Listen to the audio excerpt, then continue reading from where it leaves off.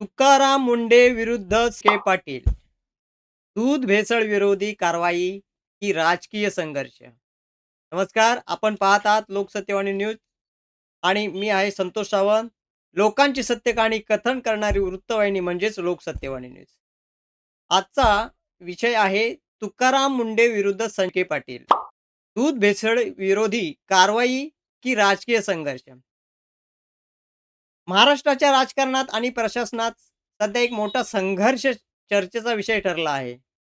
एका बाजूला आपल्या कठोर आणि धडाकेबाज कामासाठी ओळखले जाणारे IAS अधिकारी तुकाराम मुंडे, तर दुसऱ्या बाजूला भाजपचे खासदार डॉक्टर सुजय विखे पाटील. तुकाराम मुंडे यांनी अन्न व औषध अर्थात FDAच्या आयुक्त पदाची जबाबदारी स्वीकारतात राज्यभर भेसळ विरोधी मोहीम त्यांनी सुरू केली.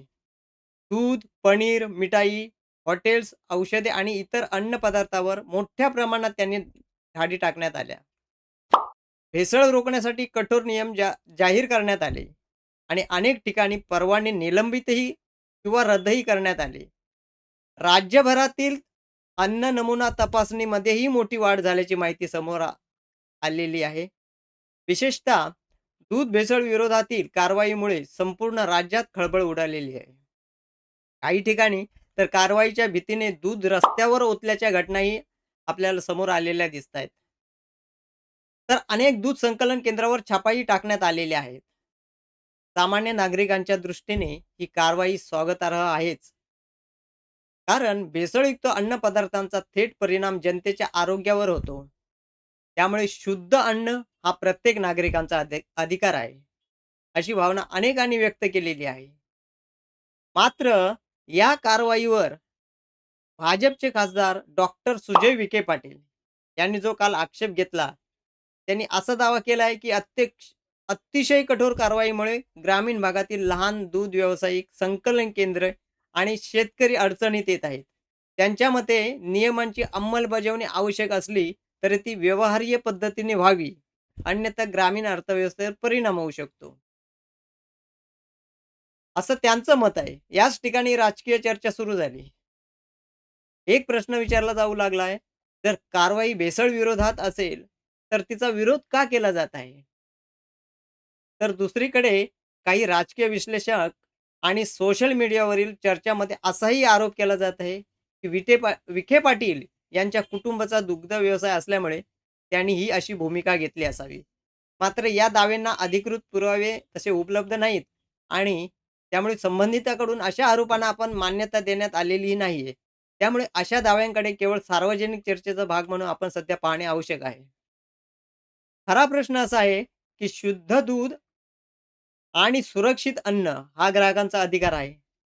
तर शेतकरी आणि प्रामाणिक दूध उत्पादकांचे हितही तितकेच महत्त्वाचे आहे.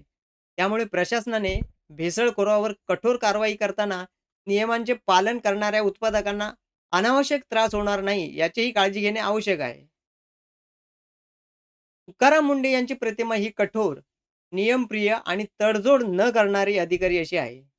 त्यांनी यापूर्वी विविध भागामध्ये धडक कारवाया करून स्वतःची वेगळी ओळख निर्माण केलेली आहे. त्यामुळे FDAमध्ये आल्यानंतरही त्यांनी अन्न सुरक्षेला सर्वोच्च प्राधान्य राज्यभर कारवाई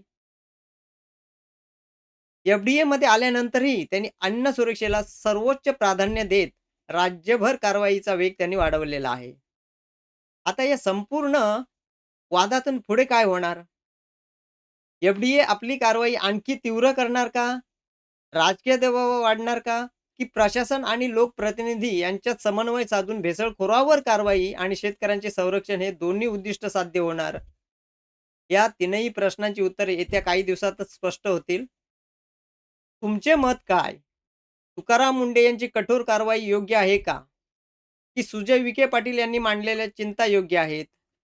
तुमचे मत आम्हाला कमेंटमध्ये नक्की कळवा आणि अशा स्वागतार्ह, सखोल आणि संतुलित बातम्यांसाठी लोकसत्यवाणी न्यूज चॅनलला सबस्क्राईब करायला विसरू नका.